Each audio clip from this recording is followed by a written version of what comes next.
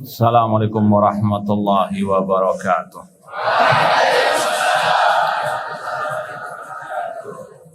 Innal hamdalillah nahmaduhu wa nasta'inuhu wa nastaghfiruh wa na'udzu billahi min syururi anfusina wa min sayyiati a'malina.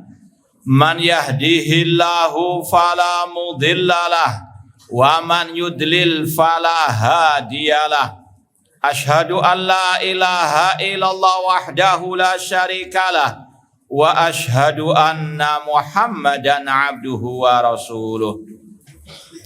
Ya ayyuhalladzina amanu taqullaha haqqa tuqatih wa la tamutunna illa wa antum muslimun. Ya ayyuhan nasu taqu rabbakumul ladzi khalaqakum min nafsin wahidah wa khalaqa minha zawjaha wa batha minhuma rijalan katsiran wa nisaa wa taqullaha alladzi tasaaluna bihi wal arham innallaha kana 'alaikum raqibah. Ya ayyuhalladzina amanu taqullaha wa qulu qawlan sadida yuslih lakum a'malakum wa yaghfir lakum dhunubakum wa may yuti'illaha wa rasulahu faqad faza fawzan 'azima. Amma ba'd fa inna asdaqal hadits kitabullah jazakallahu khair wa khairal hadi hadi Muhammadin sallallahu alaihi wasallam wa syarrul umuri muhdatsatuha wa kullu muhdatsatin bid'ah wa kullu bid'atin dhalalah wa kullu dhalalatin finnar. Kaifa halukum? Aftartum? Musta'idun? Lin-naum aw lid-dars? Baik. Alhamdulillah, segala puji bagi Allah Subhanahu wa taala yang mempertemukan kita kembali dalam kajian akidah Al-Imam Sufyan ibn Uyainah rahimahullahu taala. Semoga Allah Subhanahu wa taala senantiasa memberikan kepada kita keistiqomahan dalam belajar akidah salaf dan berpegang teguh dengannya sampai akhir hayat kita nanti. Taib. Kata Imam Sufyan bin Uyainah rahimahullah, as-sunnatu asyratun. Sunnah yaitu akidah ahlus sunnah ada 10 poin. Faman kunna fihi faqad istakmala sunnah. Barang siapa yang berpegang teguh dengan 10 perangai ataupun akidah tersebut, maka dia telah menyempurnakan as-sunnah alias akidah. Wa man taraka minha syai'an faqad taraka sunnah. Dan barang siapa meninggalkan salah satu dari 10 poin akidah tersebut, maka dia telah meninggalkan as-sunnah dan dia bukan ahlus sunnah. Ini sudah kita sampaikan pada pertemuan yang lalu. Sahih? Syarahna ulam nasrah. Sudah disyarah apa belum? 6. Sudah. Apa saja 10 perangai ataupun 10 akidah tersebut? Yang pertama itsbatul qadar. Ini juga sudah kita bahas. Wa taqdimu Abi Bakar wa Umar. Mendahulukan Abu Bakar wa Umar di atas semua para sahabat Rasulullah sallallahu alaihi wasallam. Kemudian wal haudu, tentang masalah telaga. Ini juga sudah kita sampaikan. Taib, itu pembahasan terakhir kita pada pertemuan yang lalu. Sahih? Saya lah. Taib, sekarang kita mulai nambah poin yang keempat tentang asy-syafa'atu. Ya, sebetulnya sekali lagi ini sekedar murojaah saja. Asy-syafa'ah dalam segi bahasa artinya diddul witr, lawan dari witir, berarti apa? Ganat wasyaf'i wal wal watar. Adapun secara istilah syar'i kata para ulama singkatnya asy-syafa'atu hiya talabul khairi lil ghairi. Talabul khairi lil ghairi, meminta kebaikan untuk orang lain. Talabul khairi lil ghairi. Contohnya dan sekaligus ini pembahasan utamanya, Nabi SAW minta syafaat kepada Allah untuk pelaku dosa besar dari umat beliau agar dikeluarkan dari api neraka. Ini contohnya, tolabul khair lil ghair. Nabi minta kepada Allah agar sebagian dari pelaku dosa besar dari umat beliau dikeluarkan dari api neraka. Yang minta siapa? Yang minta siapa? Nabi. Untuk siapa? Umat beliau. Ini talabul khair lil ghair. Minta kebaikan, yaitu tadi minta kepada Allah. Kebaikan untuk orang lain, bukan untuk beliau. Faham dong? Ini talabul khair lil ghair. Minta kebaikan untuk orang lain. Dan ini sekaligus contoh dan sekaligus pembahasan utama syafaat yang dicantumkan oleh para ulama dalam kitab akidah. Syafaat itu banyak macamnya, cuma yang sebetulnya inti pembahasan dalam kitab akidah yaitu syafaat Nabi untuk pelaku dosa besar dari umat beliau. Makanya kalau misalnya antum baca akidah Imam Abul Hasan Asy'ari yang kita lagi bahas tadi malam ya, tiap hari Rabu badal maghrib, akidah Imam Abul Hasan Asy'ari dalam kitab beliau Maqalatul Islamin, beliau mengatakan wa yuqirruna bi syafaatin Nabi sallallahu wa annaha li ahlil kabair min ummatihi.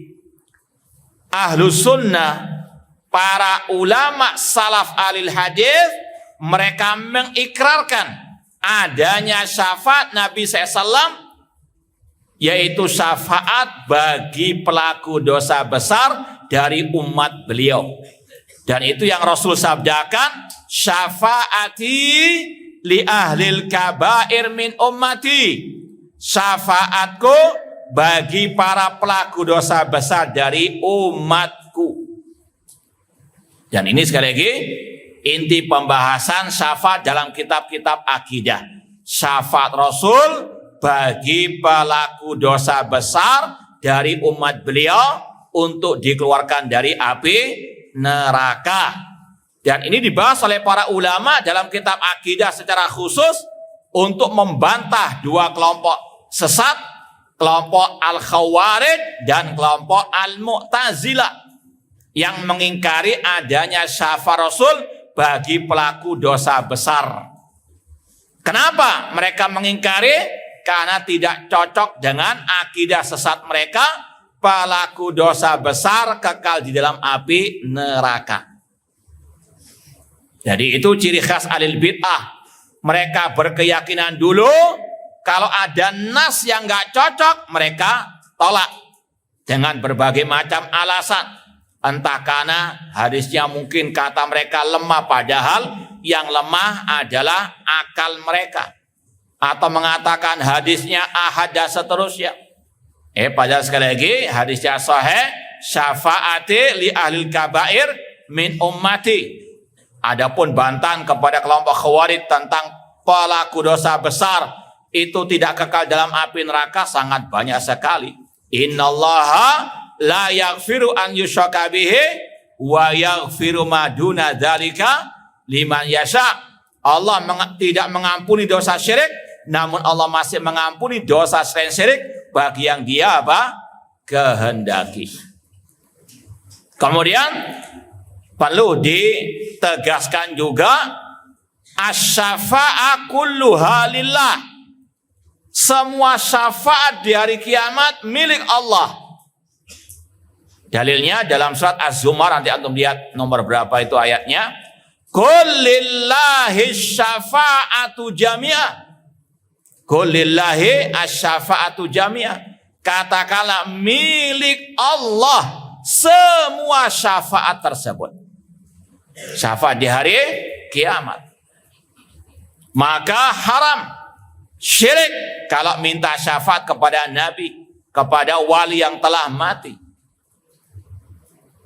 Allah berfirman, wa ya'buduna min dunillah ma la yanfa'uhum wa la yadurruhum wa yaquluna haula'i syufa'auna indallah. Orang-orang musyrikin, mereka beribadah kepada selain Allah yang tidak bisa mendatangkan manfaat dan madarat, dan mereka mengatakan yang kami sembah ini adalah pemberi syafaat kami di sisi Allah pada hari kiamat. Allah menvonis mereka ya'buduna min dunillah, beribadah kepada selain Allah. Dan ini kelakuan orang musyrikin jahiliyah. Dan dari sini kata para ulama, ada 3 kelompok manusia dalam masalah syafaat. Ada 3 kelompok manusia tentang syafaat. Yang pertama, kaum musyrikin. Mereka menetapkan adanya syafaat pada hari kiamat, tapi berlebih-lebihan sampai meminta syafaat kepada selain Allah. Fahim dong? Fahimun au naimun?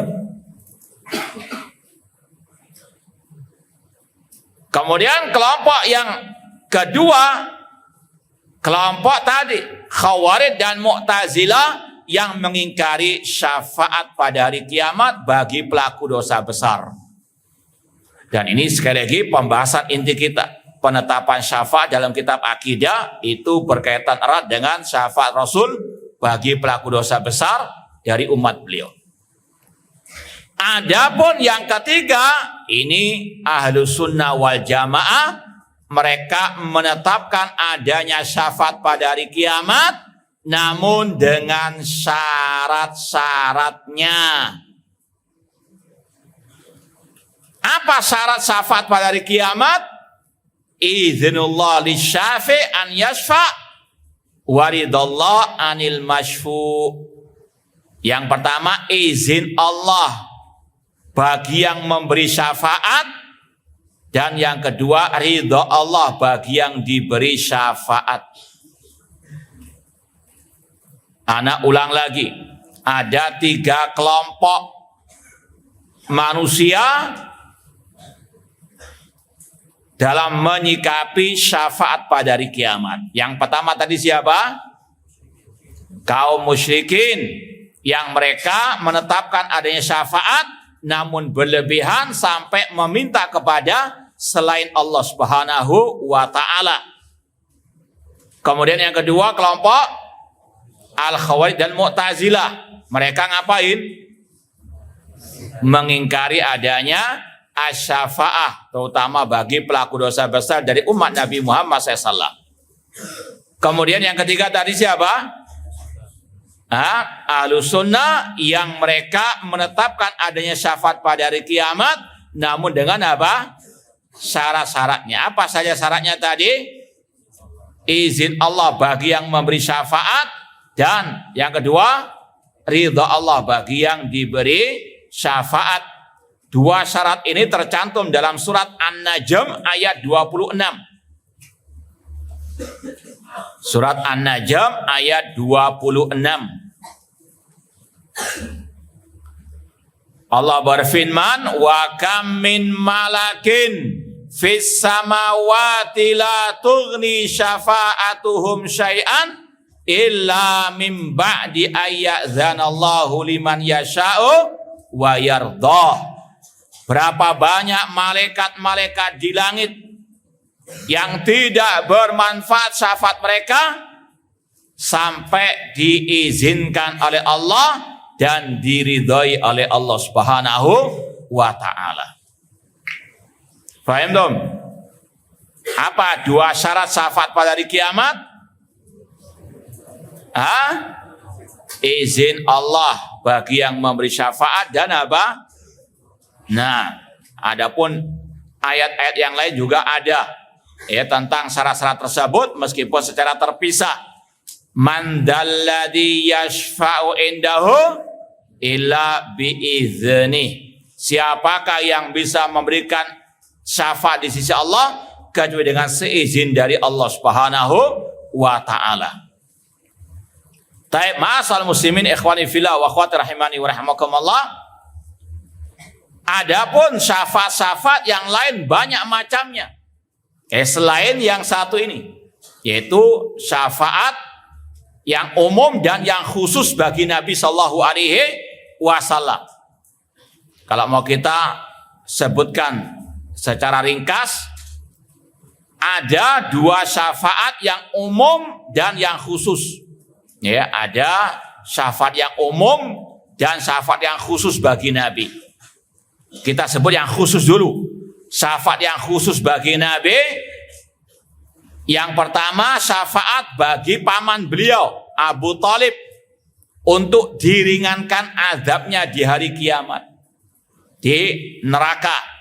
Tidak dikeluarkan dari api neraka, cuma diringankan saja karena dia orang kafir kekal dalam api neraka.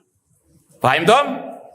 Yang kedua syafaat al-uzma, syafaat yang paling agung, yaitu di padang mahsyar untuk Allah memutuskan perkara hamba-hambanya. Wa jaa rabbuka wal malaku saffan saffa. Kemudian yang ketiga syafaat untuk masuk ke dalam surga. Karena yang pertama kali masuk ke surga adalah Nabi kita Muhammad sallallahu alaihi wasallam dan umat beliau, atau syafaat membuka pintu surga. Ini tiga syafaat yang kata para ulama khusus bagi Nabi sallallahu alaihi wasallam. Adapun yang umum, yang kedua syafaat yang umum maksudnya di sini untuk Nabi, untuk para malaikat dan orang-orang yang beriman. Rasul bersabda, syafaatil malaika wan nabiyun wal mu'minun. Para malaikat memberikan syafaat, para nabi memberikan syafaat, orang-orang yang beriman memberikan syafaat, tentunya dengan dua syarat tadi, ridha Allah dan izin dari Allah Subhanahu wa taala. Apa saja syafaat yang umum tadi? Yang pertama, syafaat untuk pelaku dosa besar dari umat para anbiya itu dikeluarkan dari api neraka, terutama umat Nabi Muhammad sallallahu alaihi wasallam. Ini syafaat yang umum. Bukan hanya Nabi saja yang mengeluarkan dengan syafaatnya dengan seizin dari Allah, namun juga yang lain. Kemudian syafaat untuk diselamatkan dari api neraka. Kalau tadi kan sudah masuk dikeluarkan. Yang kedua ini mau masuk namun diselamatkan. Syafaat untuk diselamatkan dari apa? Api neraka. Hampir mau masuk neraka, namun dengan syafaat Nabi dan yang lainnya, orang tersebut tidak jadi masuk neraka, namun langsung dimasukkan ke dalam surga. Faham dong? Taib, sebelum ditambah, diulangi lagi. Apa bedanya yang pertama dan yang kedua tadi? Yang umum. Nah, ada yang jawab? Sebenarnya semua harus jawab ini. Cuma sekedar mengulang saja. Apa bedanya syafaat yang umum yang pertama dan yang kedua tadi? 6. Yang pertama? La as-su'al syahada. Ini syafaat yang umum kan sudah kita sebut ada 2. Paham? Betul enggak? Anak ulang lagi dari awal. Syafaat ada 2, yang umum dan yang khusus. Yang khusus bagi Nabi ada 3. Paham? Syafaatul uzma, syafaat bagi paman beliau, dan untuk masuk surga. Syafaat yang umum, ini umum maksudnya untuk Nabi, para malaikat dan yang lainnya. Anak sebutkan ada 2 tadi. Yang pertama apa? Mengeluarkan dari api neraka. Yang kedua menyelamatkan dari api. Apa bedanya? Masa nggak paham? Iya, Hasantom. Yang pertama sudah masuk ke neraka, sudah diazab, namun dikeluarkan dengan syafaat Nabi Muhammad sallallahu alaihi wasallam. Faham dong? Adapun yang kedua, belum masuk, hampir masuk neraka, tapi dengan syafaat Nabi dan yang lainnya diselamatkan, dimasukkan ke dalam surga. Faham dong? Tapi biar beli mantul. Apa bedanya yang pertama dan yang kedua ini? Ringkas saja.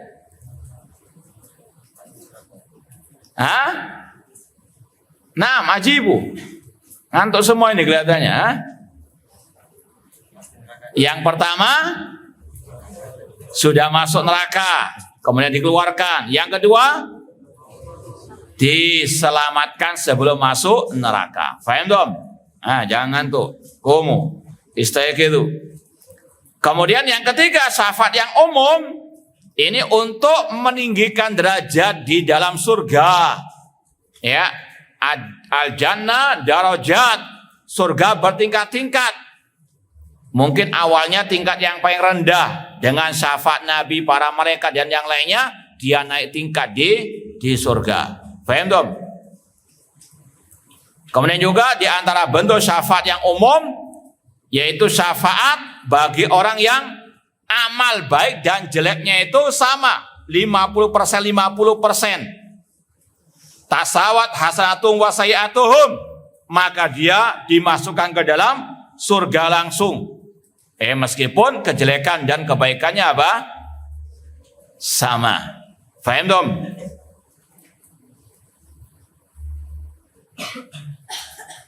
Dan masih banyak yang lain.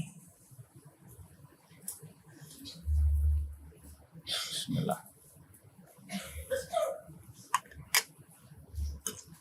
Taib, kita pindah ke pembahasan berikutnya. 4 pembahasan ini mulai haud, syafaat, al-mizan, wasirat. Ini pembahasan al-iman bil yaumil akhir. Ya, pembahasan 4 ini, ya, poin ke 3, 4, 5, 6. Ini berkaitan dengan al-iman bil yaumil akhir. Adanya al-haud, adanya asy-syafa'ah. Demikian pula yang ketiga di sini pembahasan yaumil akhir, al-mizan. Adanya timbangan pada hari kiamat.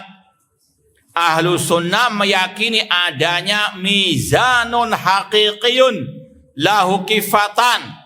Adanya timbangan yang hakiki, yang memiliki 2 daun timbangan untuk menimbang kebaikan dan keburukan manusia. Ini akidah Ahlussunnah. Ini juga disebutkan oleh para ulama dalam kitab akidah untuk membantah, untuk menyelisih akidah sesat kelompok Al-Mu'tazilah yang mereka tidak mempercayai adanya timbangan pada hari kiamat. Bahkan karena ini kurang ajarnya mereka, kurang akhlaknya mereka. Mereka mengatakan la yahtaju ilal mizan illal baqal. Tidaklah yang butuh kepada timbangan kecuali tukang sayur. Naudzubillah min dzalik, ini pelecehan kepada Allah Subhanahu wa taala dan kepada Al-Qur'anul Karim yang jelas-jelas menyebutkan adanya timbangan pada hari kiamat. Ya, fa amma man thaqulat mawazinu wa amma man khafat mawazinu. Allah menyebutkan dalam ayat-ayat tersebut adanya timbangan pada hari kiamat. Adapun kelompok Mu'tazilah, mereka tidak mempercayainya dan mereka juga mentakwilkannya dengan kata-kata al-mizan al-murad bihi al-adl, keadilan. Artinya majas, bukan alat timbangan yang hakiki, hanya kiasan saja kata mereka, hanya menunjukkan tentang keadilan Allah saja. Ahlussunnah mengatakan tidak. Di hari kiamat ada namanya timbangan yang hakiki. Tadi alau lahu kifatan, memiliki 2 apa? Daun timbangan, seperti dalam hadis tentang al-bitaqah, yang mana seseorang memiliki 99 catatan kejelekan, kejahatan, kemudian ditimbang dengan 1 catatan amal kebaikan, yaitu kalimat tauhid la ilaha illallah. Ahlussunnah sekali lagi mengimani, membenarkan adanya timbangan yang hakiki pada hari kiamat, tentunya berdasarkan qala Allah wa qala Rasul wa ma'ajma' ali salaful ummah. Ikhwani fillah wa akhwati rahimani wa rahimakumullah, para ulama membahas tadi timbangan pada hari kiamat itu hakiki, ada wujudnya. Adapun bagaimana secara terperincinya wallahu taala alam, ini masalah gaib. Kemudian dibahas oleh para ulama apa saja yang ditimbang pada hari kiamat. Ada 3 yang ditimbang. Yang pertama al-amal, amal perbuatan manusia itu akan ditimbang, dan ini yang paling inti. Seperti dalam akhir hadis Sahih Bukhari, kalimatani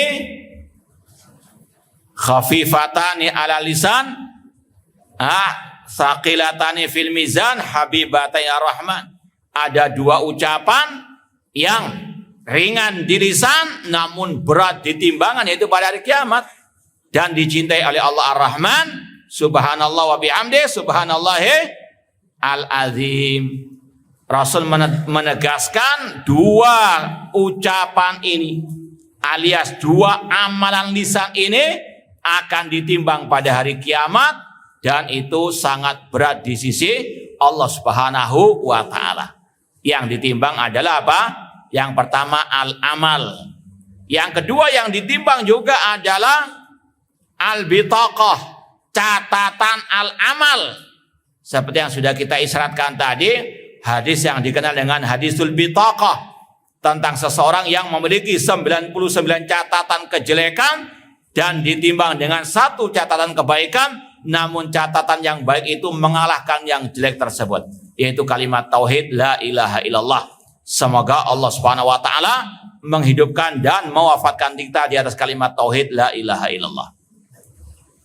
Kemudian yang ketiga yang ditimbang adalah al-badan, badannya manusia. Namun dua-duanya al-bitaqah, catatan dan badan manusia yang ditimbang, ini ujung-ujungnya kembali kepada al-amal yang paling inti. Jangan yang besar badannya ya itu sombong, merasa wah saya paling berat nanti pada hari kiamat. Tidak. Yang kurus jangan minder juga, karena intinya al-amal wal iman, al-iman wal amalus soleh. Makanya Rasul mengatakan pada hari kiamat yu'ta birrajulil azimis samin la yazin indallah janah ba'udah. Namun pada hari kiamat ditimbang, timbangannya yang gemuk, yang berat tersebut tidaklah ya melebihi timbangan sayap seekor nyamuk. Nyamuk berapa berat timbangannya? Tidak ada apa-apanya. Itu sekali lagi, orang yang besar badannya di sisi Allah tidak ada artinya kalau tidak ada iman wal amal saleh. Kemudian Rasul membacakan ayat di akhir-akhir surah Al-Kahfi, wal fala nuqimu lahum yaumal qiyamati wazna.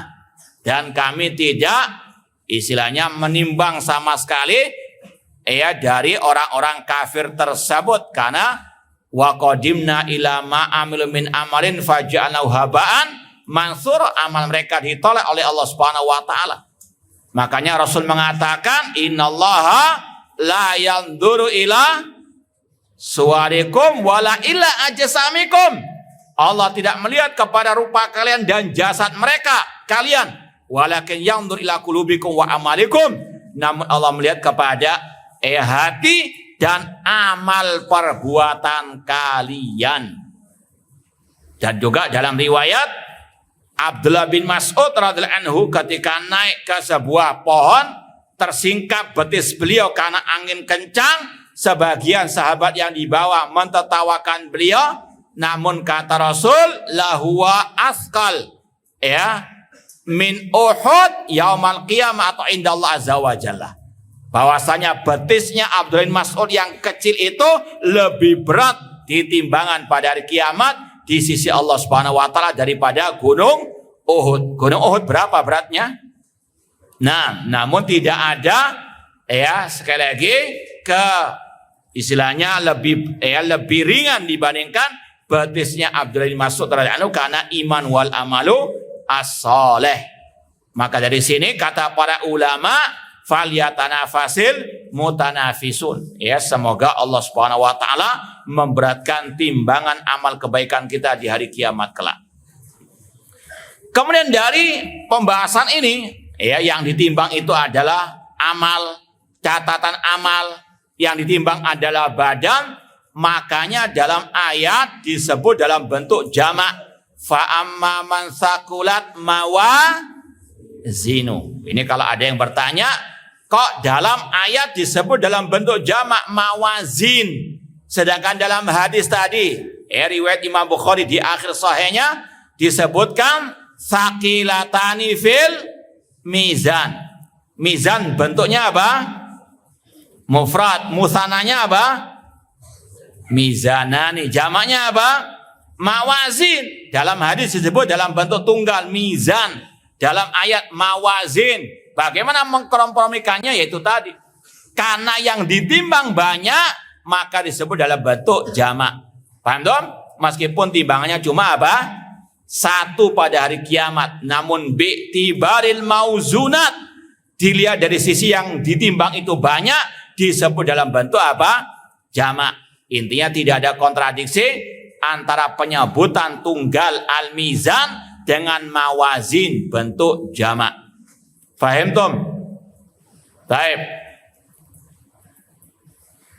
Lanjut poin yang berikutnya tentang as-sirat. Ini sekedar wadzakir saja. Antum insyaallah sudah sering melewati pembahasan-pembahasan ini. As-sirat. Apa arti as-sirat? Yaitu as-sirat al-mansub ala matni jahannam. Kata para ulama, definisi sirat ini adalah apa? Jembatan yang ditancapkan di atas neraka jahannam pada hari kiamat. Adapun ayatnya dalam surat Maryam ayat ke-71, ini hafalkan, wa imminkum illa wariduha. Tidaklah di antara kalian kecuali akan wariduha, melewati as-sirat tersebut.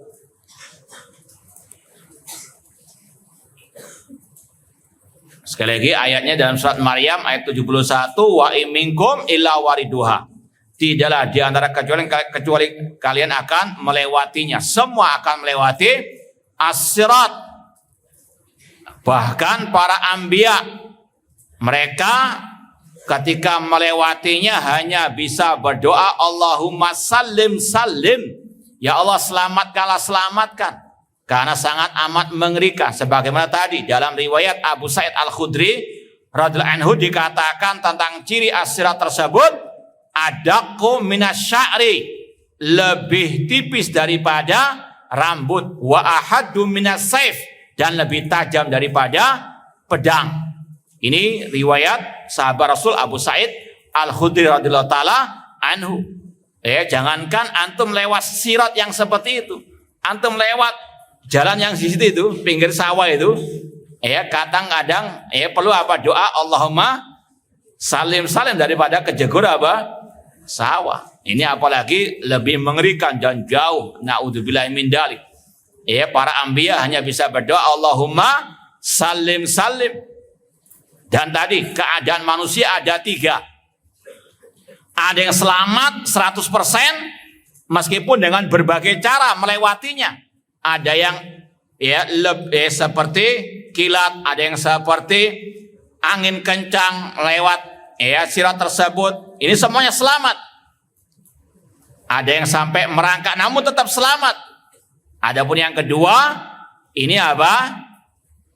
Terkena kail namun masih bisa apa? Selamat. Dan itu ciri-ciri as-sirat juga, alaihi al-khata, al-kalalib. Di atas jembatan tersebut ada al-kalalib. Seperti bentel, tahu bentel? Besi yang ada cabang-cabangnya. Ini adalah apa? Al-kalalib yang ada di as-sirat yang menarik manusia. Namun ada yang selamat. Namun yang ketiga keadaan manusia ada yang apa? Dimasukkan ke dalam api neraka. Paham tuh? Ini diantara pembahasan as-sirat yang wajib diimani. Dan kata para ulama sebagaimana tadi, al-haud. Bagaimana cara menggapai al-haud? Ada caranya, yaitu dengan ittiba'us sunnah. Demikian pula bagaimana seorang bisa melewati sirat dengan selamat, maka harus berpegang teguh dengan as-siratal mustaqim di dunia. Apa itu as-siratal mustaqim? Jalannya Rasul dan para sahabat Ar-Rasul sallallahu alaihi wasallam. Dan dari sini pula kita ingat tentang syafaat tadi belum kita sampaikan juga, bagaimana kiat menggapai syafaat Nabi pada hari kiamat. Dan yang pertama at-tauhid. Dengan bertauhid tunalu syafa'ah atau tunalu syafaatin Nabi sallallahu. Dengan tauhid dalilnya as'adun nasi bi syafaati yaumal qiyamah man qala la ilaha illallah khalisan min kibari nafsihi. Orang yang paling berbahagia dengan syafaatku pada hari kiamat yang mengucapkan la ilaha illallah. Tentunya kata para ulama dengan mengamalkannya, dengan mengesahkan Allah dalam ibadah dan tidak berbuat syirik. Kemudian yang kedua, dengan memperbanyak salawat kepada Nabi SAW dengan salawat yang syariah tentunya. Salawat yang disyariatkan. Rasul bersabda ketika ada seseorang minta syafaat Rasul pada hari kiamat, beliau mengatakan a'inni atau aulan nasi bi syafaati yaumal qiyamah. Aulan nasi bi syafaati yaumil qiyamah aktsarukum salatan alayya. Atau kama qala Rasul sallallahu. Orang yang paling layak mendapatkan syafaat pada hari kiamat yang banyak bersolawat kepadaku. Solawat tentunya yang apa? Yang syariah, bukan solawat yang bid'ah atau solawat yang syirik. Naudzubillahi min dzalik.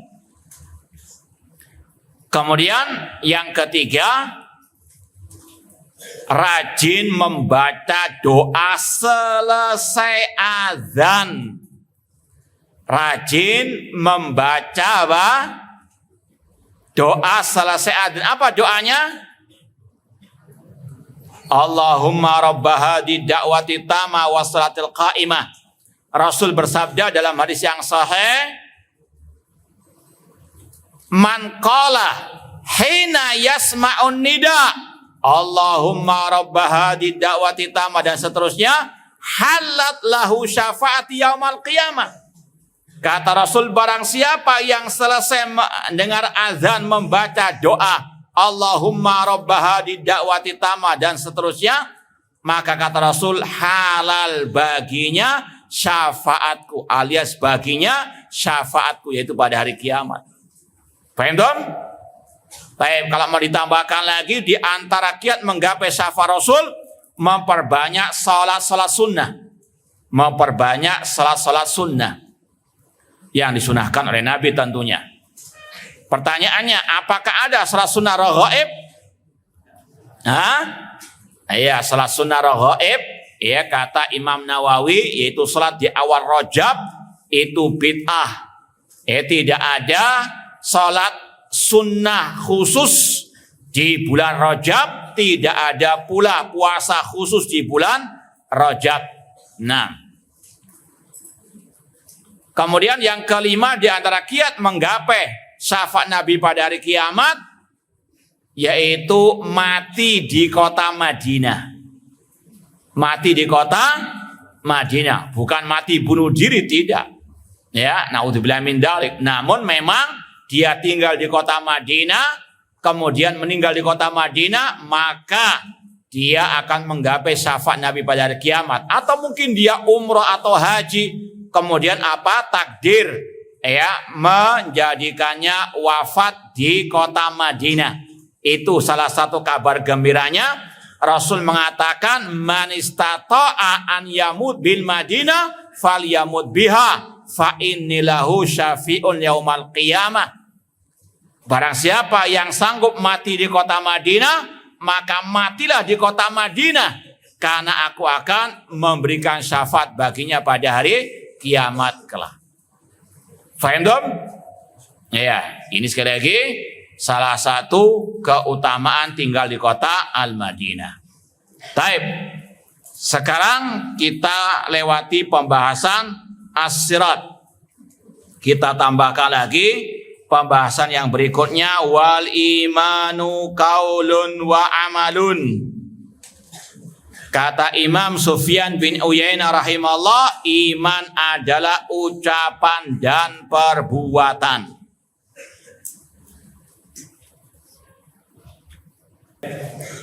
Ikhwani fillah wa akhwati rahimani wa rahimakumullah, pembahasan al-iman qaulun wa amalun ini hampir ada dalam kitab-kitab akidah ulama salaf Ahlus Sunnah wal Jamaah, di antaranya untuk membantah kelompok al-Murji'ah yang mengatakan iman itu hanya ucapan dan keyakinan, atau hanya ucapan, atau hanya tasdik membenarkan, atau hanya mengenal Allah. Mereka semuanya mengeluarkan amal daripada apa? Al-iman. Makanya ulama Ahlussunnah, ya sekali lagi rata-rata dalam kitab mereka pasti ada pembahasan yang satu ini. Al-iman qaulun wa amalun. Iman adalah ucapan dan perbuatan. Kemudian kalau ada yang bertanya, lu mana al-i'tiqad, keyakinan? Karena al-qaul wal amal itu ada pembagiannya, qaulul lisan wa qaulul qalb. Ucapan ada dua, ucapan hati dan ucapan lisan. Amal ada dua juga, amalal qalbi wa amalul jawari. Amalan hati dan amal al jawari. Itu sudah mencakup al-i'tiqad. Paham dong? Maka tidak masalah kalau hanya dikatakan iman adalah ucapan dan perbuatan. Paham dong? Adapun yang salah kalau mengatakan iman hanyalah ucapan dan keyakinan. Ini salah. Kenapa? Karena tidak ada al-amal. Itu akidahnya kelompok al-Murji'ah. Taib. Kemudian kita tambah tadi al-iman yazid wa yankus. Iman bisa bertambah dan bisa berkurang. Yazidu bi ta'ah wa yankus bil maksiyah. Dan sudah sering kita sampaikan, untuk lebih mengingat lagi definisi Ahlussunnah tentang iman, al-iman khamsununat. Iman adalah 5 nun. Apa itu? I'tiqadun bil janani wa nutqun bil lisani wa amalun bil arkani yazidu bi ta'ati ar-rahmani wa yankusu bi ta'ati asyaitani. Ini dinisbatkan kepada ahli hadis kota Madinah, Syekh Hamad Al-Ansari rahimahullah. Beliau mendefinisikan al-iman dengan kata-kata yang indah. Iman adalah 5 nun, karena akhir kata-katanya ditutup dengan nun, sajaknya nun.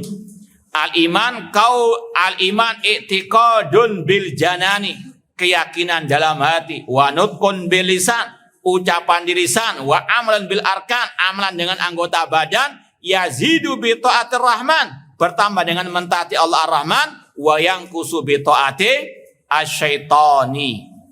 Dan ini sekali lagi ijma' salaf Ahlussunnah wal Jamaah. Al-iman qaulun wa amalun yazidu wa yanqus. Taib, naktafi bihadzal qadar. Sekarang naftas soal wal jawab. Ada sudah? Woi, masyaallah.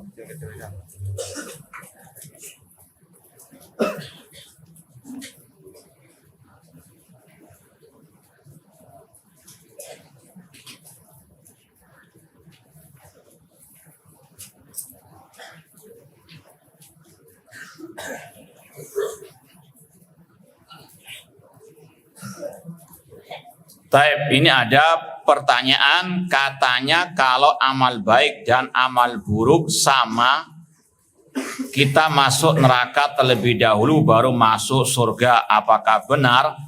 Yang pertama, ya semua urusan gaib, apalagi urusan akhirat, kita tidak bisa berkata, berkeyakinan illa bidalil, kecuali dengan apa? Ad-dalil. Ya, kemudian sudah kita sampaikan dari awal bahwasanya pelaku dosa besar tahta masyiatillah. Pelaku dosa besar di bawah apa? Kehendak Allah Subhanahu wa taala. Insya adzab wa insya ghafaralah. Jika Allah berkehendak, Allah masukkan neraka langsung. Jika Allah berkehendak, Allah ampuni, Allah masukkan ke dalam apa?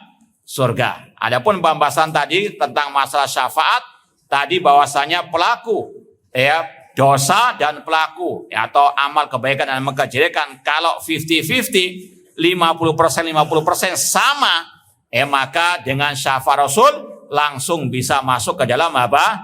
Surga. Ya, sekali lagi semua statement urusan al-ghaib akhirat tidak boleh kita sampaikan kecuali dengan ad-dalil. Wallahu taala alam.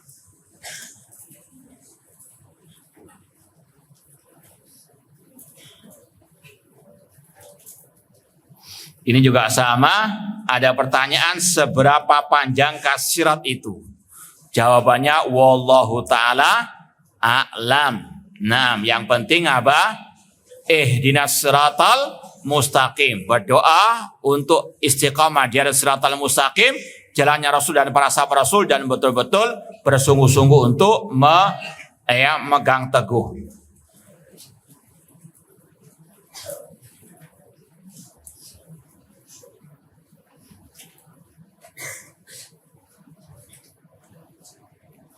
Apakah para syuhada itu tidak perlu dihisab dan ditimbang tanpa lewat sirat langsung masuk surga? Semuanya melewati as-sirat. Dalilnya tadi, wa minkum illa wariduha. Para anbiya saja apa? Melewatinya. Paham? Namun tentunya pasti mereka masuk ke dalam surga Allah Subhanahu wa taala, termasuk yang apa? Najin, yang selamat. Semoga Allah menyelamatkan kita di dunia wal akhirah.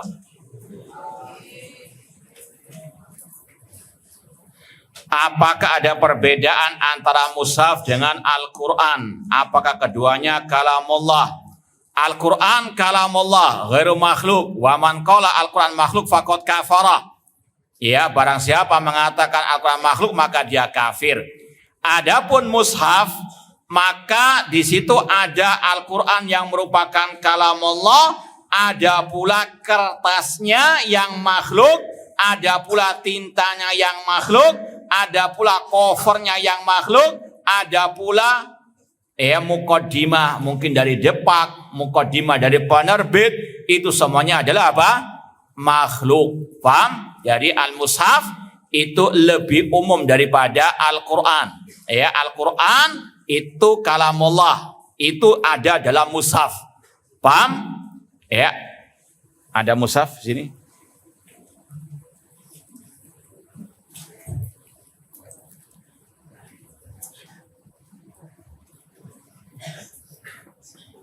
Baik, ini namanya mushaf. Alaysa kadzalik. Ya, mushaf ada covernya, ada kertas, ada apa kardus istilahnya, ya. Ini adalah makhluk. Paham? Ya, demikian pula ya mukaddimah ataupun ya di sini ada halaman pertama, ada hiasan dan sebagainya. Ini adalah makhluk. Adapun ayat-ayat yang tertulis alif lam mim dalikal kitab ar-rahmanir rahim maliki yaumiddin qul a'udzu birabbin nas, ini adalah apa? Al-Qur'an yang merupakan kalamullah. Makanya para ulama membid'ahkan orang yang bersumpah dengan apa? Mushaf, karena di situ ada apa? Makhluk. Paham? Jadi kata-kata mushaf ini lebih umum daripada apa? Al-Quran. Al-Quran ada dalam mushaf, tertulis dalam mushaf, namun al-mushaf ya tidak semuanya kalamullah, karena ada apa? Paham? Kertasnya, tintanya itu semuanya makhluk. Paham tuh? Baik.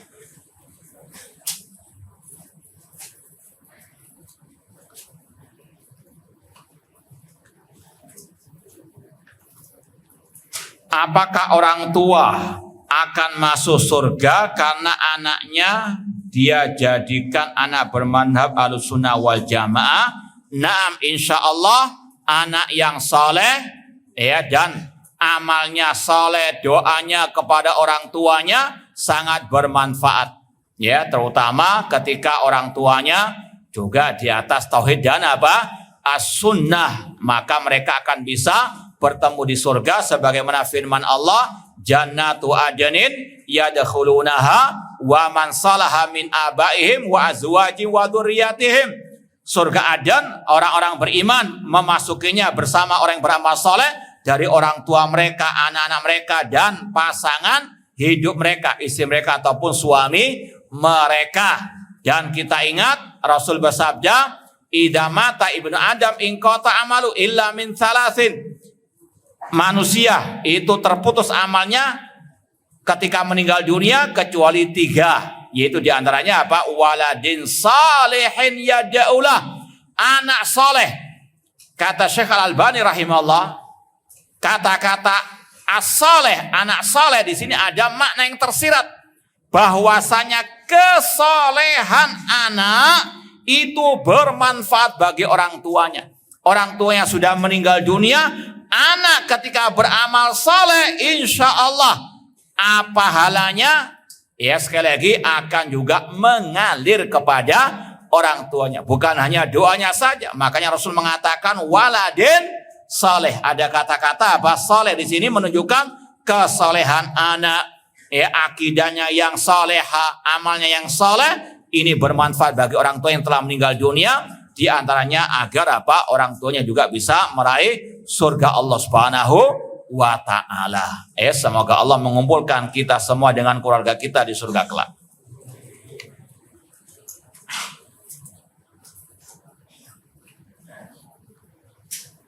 Apakah boleh jika kita berdoa kita tambahkan dengan kehendak-Mu ya Allah, Allahumma ighfirli in syi'ta? Tidak boleh, Rasul yang melarang tersebut. Kata Rasul sebagaimana dalam riwayat yang sahihah, Rasul mengatakan barang siapa yang berdoa liyazim, agar dia apa?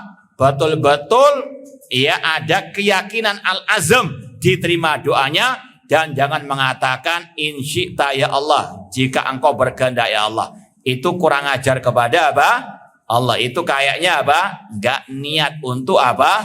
Berdoa. Faham dong? Nah, ini kalau nggak salah pernah kita sampaikan di sini. Nah,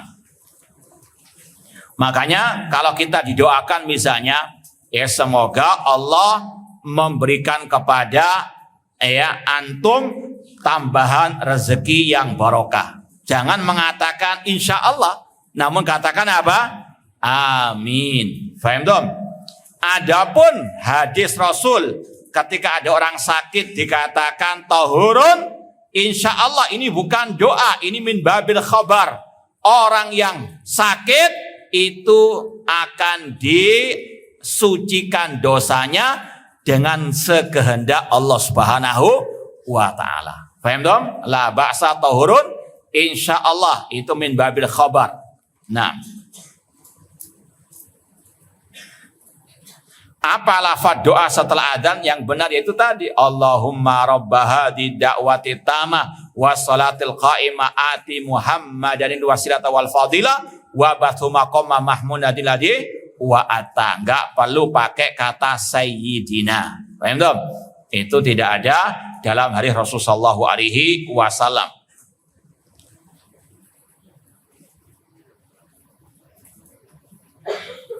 Baik, yakfi atau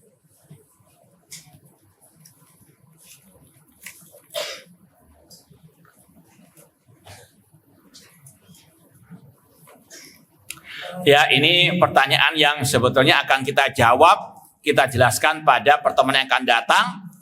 Tapi karena sudah ditanya, insya Allah kita jawab. Imam Sufyan Ibnu Uyainah mengatakan as-sunnah asyrah, sunnah ada 10. Tapi di matan ini ada 11 poin. Mohon penjelasannya. Wallahu a'lam, ini min babi jabril kasr, menggenapkan yang ganjil. Ini suatu yang lumrah dalam bahasa Arab dan juga dalam bahasa apa? Indonesia. Bahkan nanti kalau kita melewati akidah Sahal bin Abdillah At-Tustari juga sama. Ciri Ahlussunnah ada 10, tapi belum menyebut 9 saja. Ini beda dengan apa? Sufyan bin Uyainah. Sufyan bin Uyainah mengatakan ada 10 namun 11. Sufyan atau Sahal bin Abdillah At-Tustari mengatakan akidah ciri Ahlussunnah ada 10 namun belum sebut apa? 9. Ini dalam bahasa Arab mimbabi jabrul kasr, menggenapkan yang apa? Yang ganjil. Paham dong? Wallahu ta'ala alam.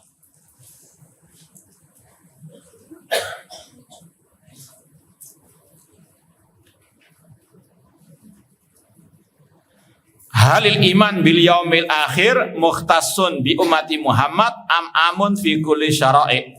Iman kepada hari akhir ini untuk semua umat, ya. Masalah surga dan neraka ini untuk semua manusia, bahkan untuk apa?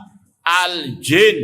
Ya, apalagi kaidahnya yang berkaitan dengan al khabar dengan akidah itu secara umum sama. Dari nabi pertama, rasul pertama sampai yang terakhir itu akidahnya apa? Sama, nggak ada beda. Yang beda cuma apa? Syara'i, ahkamu syar'iyah itu yang beda. Adapun akidah sama, apalagi berkaitan dengan al-khobar, dan tidak ada nasakh wan mansukh dalam masalah apa? Kabar berita. Wallahu alam, ini yang mungkin bisa kita sampaikan. Kurang lebihnya mohon maaf. Wa jazakumullahu khairan. Aqulu qouli hadza wa akhiru da'wana anil hamdulillahirabbil alamin. Wassalamualaikum warahmatullahi wabarakatuh.